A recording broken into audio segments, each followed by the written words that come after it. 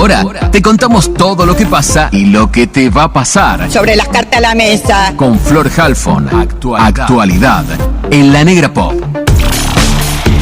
Empecemos por lo que ha pasado en las últimas horas, que es que el presidente Alberto Fernández está de gira en Europa y Bali en la cumbre del G20 con varias reuniones bilaterales pautadas, y una de las más relevantes es la que tenía pautada con el presidente de China, Xi Jinping. Pero resulta que al momento de una parte de la cumbre, el presidente se desmayó y sufrió un sangrado. Lo llevaron obviamente a hacerse ver, porque primero hablaron de un episodio de hipotensión y después se le diagnosticó una gastritis erosiva con signos de sangrado, que parece que se cura con medicación, pero los médicos le recomendaron volver a la Argentina.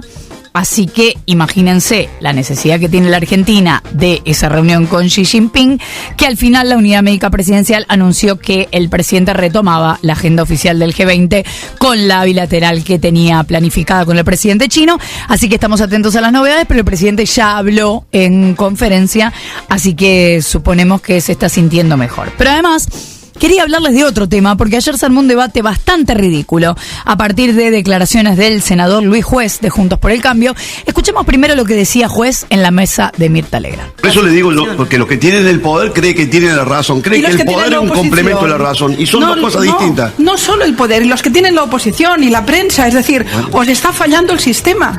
El sistema tiene que ver entero. con eso, créame que tiene que ver. Vamos a cumplir el año que viene 40 años de democracia. Yo le puedo garantizar que ningún argentino puede decir que la democracia le cambió la vida. Se nos cayó la clase media, nuestra clase media, una clase media aspiracional, que pretendían cosas para sus hijos, y hoy no está pasando eso. Qué triste, ¿no? Pero yo no puedo aceptar esa frase, perdóneme, la democracia siempre salva la vida respecto a la dictadura. No, pero estoy diciendo, si nosotros comparamos el estándar de vida que teníamos hace 40 años atrás y el que tenemos ahora, sinceramente, con la mano en el corazón, si queremos hacer una profunda autocrítica, porque si no vamos a hacer una autocrítica no vamos a arrancar nunca. Si nosotros creemos que está todo bien, bueno, olvidate. Pero no es por el sistema, hay una responsabilidad de la dirigencia y sobre todo de la dirigencia peronista. Perdón que lo diga así. ¿Peronista o kirchnerista? No, peronista. Y peronista también. Es llamativo porque quien lo detiene a Juez es Pilar Ragola, que es una analista política europea, básicamente de derecha, por no decir muy de derecha, y sin embargo lo ubica a Juez en esta idea de que la democracia no le mejoró la vida a nadie, era lo que decía Juez. El presidente Alberto Fernández le contestó al senador en un tuit que fue retuiteado por la vicepresidenta Cristina Fernández, cosa que hace mucho no pasaba, y después Juez salió a tuitear y a responder que no se va a disculpar porque es un hombre de derecho y aprovechó para bardearlo al presidente. Bueno, vamos a olvidar esa chicana política, vamos a dejar de lado lo obvio que Juez no aclara en su alocución, que es que la dictadura torturó, mató, prohibió, robó bebés, así que por supuesto que la democracia le mejoró la vida a mucha gente que estaba perseguida.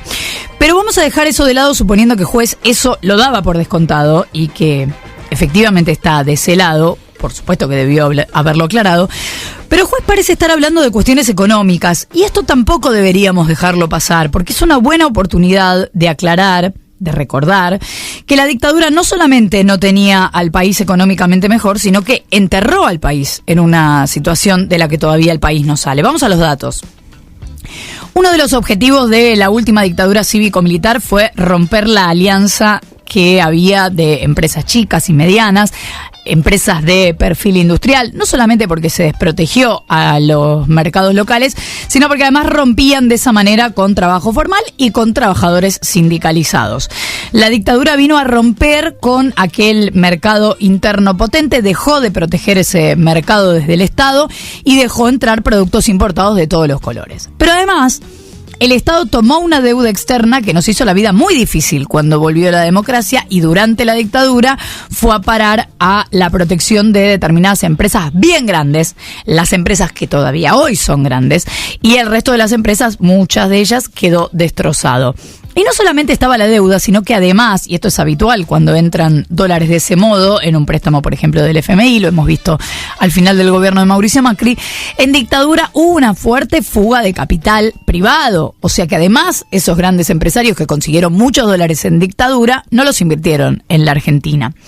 Y la Argentina en ese momento dejó de tener como plan ser un país industrial y pasó al modelo agroexportador que se mantiene hasta hoy, cuando, como decía Juez, ya se están están por cumplir 40 años del regreso a la democracia. Así que el hecho de que Jorge Rafael Videla muriera en su celda purgando sus crímenes de lesa humanidad es algo que en algún lugar nos reconforta respecto de las barbaridades que hizo, pero eso no quiere decir que su legado, como los nietos que todavía no fueron restituidos o el tipo de economía que dejó en este país, no tenga vigencia hasta el día de hoy. Por todo esto, la idea de que nadie está mejor en democracia no es cierto, ni en materia de derechos civiles, ni en materia de derechos humanos, ni en los bolsillos de los argentinos. Son datos que vienen bien, sobre todo para los más jóvenes, aquellos que hoy están mirando 1985, esta película que viene siendo un éxito y que muchos chicos lo miran sin tener del todo claro qué fue lo que pasó o si eso fue verdad.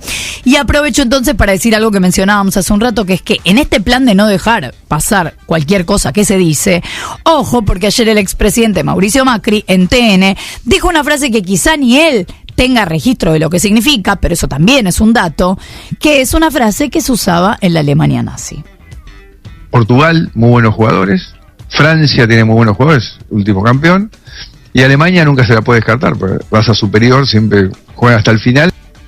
Mirá que tenía opciones, podía decir jugadores superiores, podía decir deportistas superiores, podía decir tantas cosas y eligió decir raza superior sobre los alemanes.